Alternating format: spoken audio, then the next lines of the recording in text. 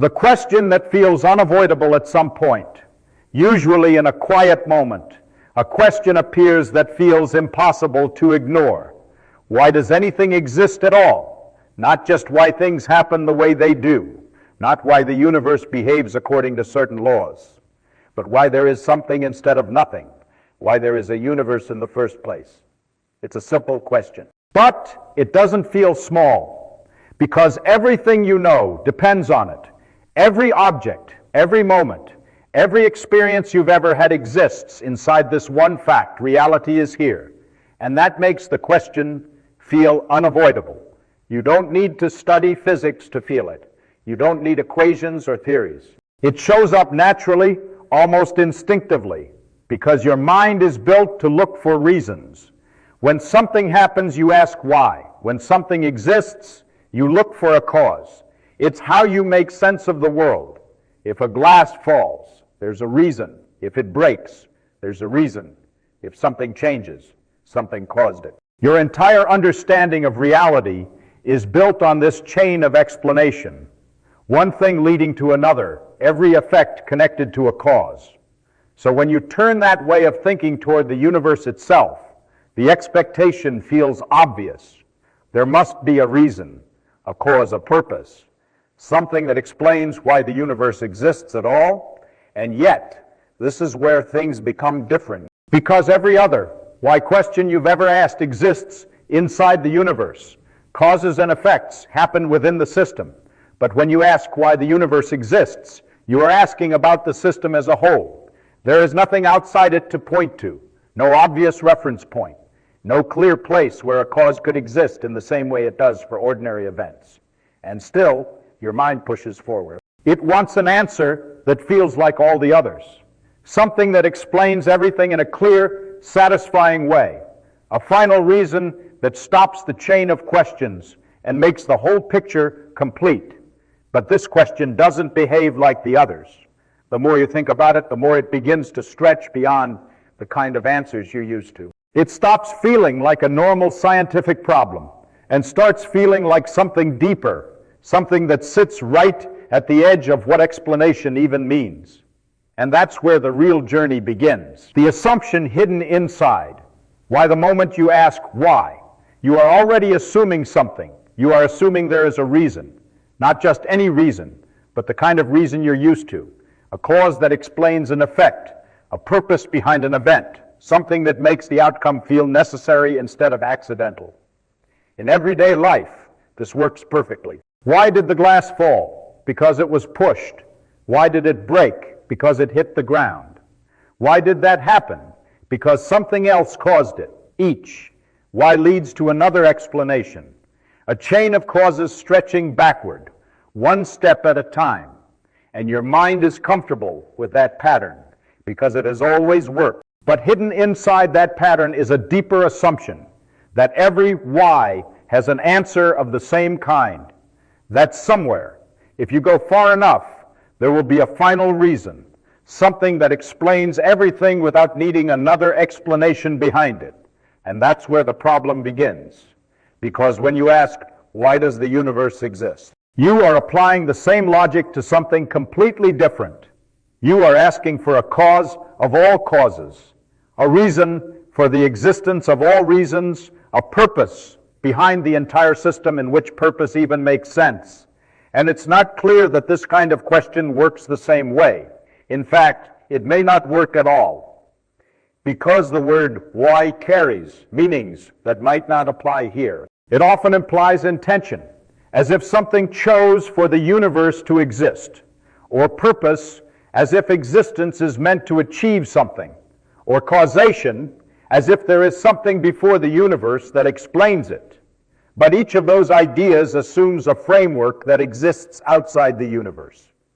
And that's exactly what you don't have. There is no clear, before time began, no external system where a cause could operate in the usual sense, no obvious agent choosing outcomes from outside reality itself. So the question starts to twist, because now you're not just asking for an explanation, you're asking whether the kind of explanation you're expecting even exists. This is the hidden shift. The question feels simple, but it may be built on assumptions that break down at the deepest level. It assumes that reality must have a reason in the same way events inside reality do. But what if that assumption is wrong?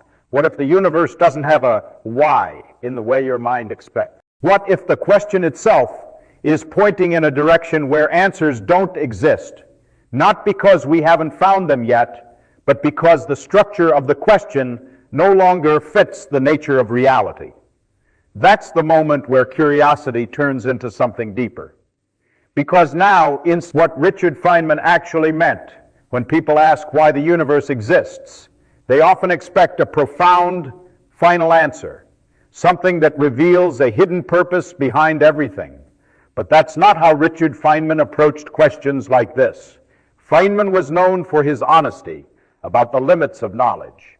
He didn't try to force answers where none clearly existed. Instead, he made a careful distinction between two kinds of questions: how and why. Science, as he saw it, is extremely powerful at answering how things work.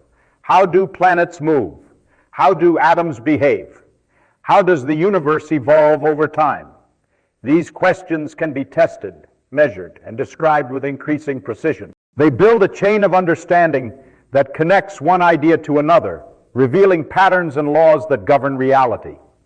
But when you ask why, in the deepest sense, the nature of the question changes. Why does gravity exist at all? Why do the laws of physics have the form they do? Why is there a universe instead of nothing? Feynman pointed out that if you keep asking why over and over, you eventually reach a point where the answers stop looking like explanations and start looking like descriptions. You can say that objects fall because of gravity, but why gravity? You can describe gravity through deeper laws, but why those laws? At some point, you reach a boundary where the question no longer leads to something more fundamental. It just circles back to the structure of reality itself. And that's where Feynman was careful. He didn't claim that there is a hidden final answer waiting to be discovered. He suggested that the expectation of such an answer might be misplaced. The universe might not provide a reason in the way your mind is asking for one. Instead, what science gives you is a model of how things behave, a way to describe patterns, a framework that predicts what will happen, but not necessarily a reason why it had to be this way. This is not a failure of science. It's a reflection of the kind of questions science is designed to answer. Feynman often emphasized comfort with uncertainty. The idea that not knowing something, even something as fundamental as why the universe exists, is not a weakness, but an honest recognition of the limits of explanation. And that perspective changes the question itself. Because instead of expecting a final answer, you begin to see that the question might not have one in the form you expect. Not because the universe is hiding it, but because the question is asking for something reality may not contain. The limits of explanation follow any explanation far enough, and something strange happens. It runs out. At first, everything feels connected. One answer leads to another, each step revealing a deeper layer. You explain motion with forces, forces with fields, fields with equations, equations with underlying principles. It feels like you're getting closer. But then you reach a point where the chain stops moving forward. Not because you stopped asking, but because the answers stop changing. You can ask why an object falls and get a clear explanation. You can ask why gravity behaves the way it does and get a deeper one. You can ask why those laws exist, and you might get a more abstract framework. But eventually, every path leads to the same place. This is how the universe works. And that's where explanation begins to transform. Because now, instead of explaining one thing in terms of another, you're describing the structure of reality itself. There's nothing underneath it to point to in the usual way. No deeper mechanism that answers the question in the form you're expecting. This creates what philosophers call an infinite regress. Every why demands another why. Every answer becomes a new question. And if you expect the chain to end with a final reason, something that explains everything without needing further explanation, you run into a problem. why that final explanation instead of something else, even the ultimate answer, would still raise the same question. And this is the limit, not just of science, but of explanation itself, because the idea of a complete final why may not be something reality provides. It may be something the human mind expects, a pattern built from everyday experience, projected onto a level where it no longer applies. We are used to systems within systems, but the universe is not inside a larger system, at least not in any way we can describe. So the tools we use to explain things inside reality may not work when applied to reality as a whole. And that realization changes the goal. Instead of searching for a final answer that ends all questions, you begin to see that some questions don't end that way. They don't resolve into a single, satisfying conclusion. They reveal a boundary, a point where understanding shifts from explanation to acceptance. Not acceptance of ignorance, but acceptance of limits, the recognition that not every question fits into the structure of cause and effect the way we expect. And that doesn't make the question meaningless. It makes it deeper, because now, instead of looking for a final answer, a different way to see the question at this point. The question has changed. It no longer feels like something waiting for a final answer. It feels like something pointing beyond the way you normally think about answers at all. Why does the universe exist? At first, it sounds like a problem to solve, something with a hidden explanation that, once discovered, will make everything clear. But after everything you've seen, that expectation begins to loosen. Maybe the universe doesn't have a why in that sense, not because it's meaningless, but because the kind of meaning you're searching for, a cause, a purpose, a final reason, might not exist at that level. And that opens up a different way of seeing the question. Instead of treating it like a puzzle with a missing piece, you can treat it like a boundary, a place where your usual way of understanding reaches its limit and something else begins. Because not every meaningful question ends with an answer. Some questions change how you see. They shift your perspective. They expose the assumptions behind your thinking. They reveal that the framework you're using, because purpose, explanation, might be just one way of interpreting reality, not the ultimate structure of it. In that sense, the question doesn't fail. It succeeds in a different way. It takes you to the edge of understanding and shows you that reality may be deeper, more open, and less constrained than your expectations. And there's something powerful about that, because once you stop demanding a final answer, something else becomes possible, curiosity without conclusion. You can explore how the universe behaves, how it evolves, how patterns emerge and interact, without needing to anchor everything to a single ultimate reason. The mystery doesn't disappear.